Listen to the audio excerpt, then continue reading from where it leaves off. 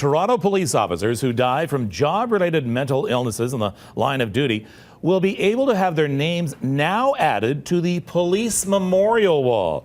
Avery has been looking into this and tells us what she has learned. Good morning, Avery. Good morning, Kevin. Well, Toronto police have agreed to a legal settlement with the Ontario Human Rights Commission. And what this means is that officers who die by job-related suicide will have just as much right to have their names on that wall as those who die from physical injuries. Now, this comes after years of controversy and one family's perseverance.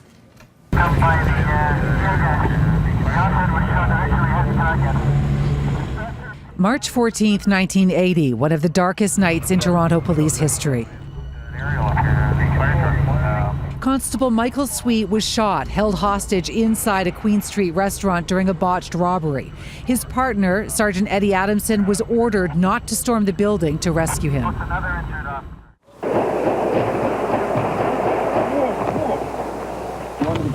By the time it was all over, Constable Sweet was dead. Sergeant Adamson there and his men felt they couldn't wait any longer. They knew the officer was in there. They knew he was shot. Sergeant Adamson was never the same again, and 25 years later, surrounded by articles about the tragedy in a motel room, Sergeant Adamson shot himself. This is what his widow told me in a CityNews interview a number of years ago.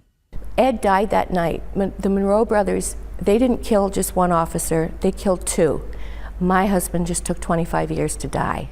Adamson's family has been fighting for years to have Ed's name put on the memorial wall, saying he died in the line of duty. His injuries just took longer to end his life.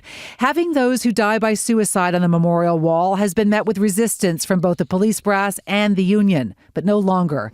After rare intervention from the Ontario Human Rights Commission, CityNews has learned that police have been given until October 31st to end what it calls the discriminatory practice of not naming officers who die from mental health injuries.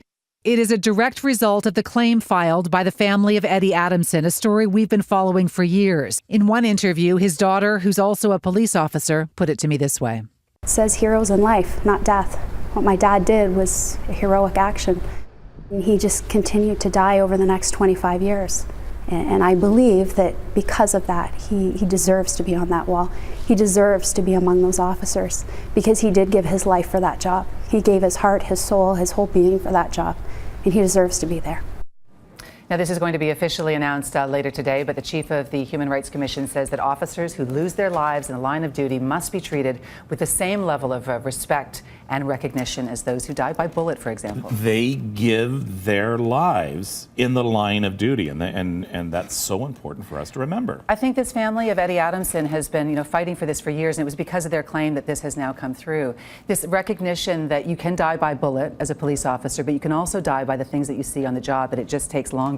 There are a lot of details to be worked out. This is a fairly lengthy arbitration ruling that we will be getting more information on and have on CityNews at 5 and 6. But it doesn't mean that automatically every officer who dies by suicide is going to have their name popped up on the wall. It just means that they will be given the same degree of recognition as others. PTSD has had a bad name, especially among those who are negotiating collective agreements for many, many years.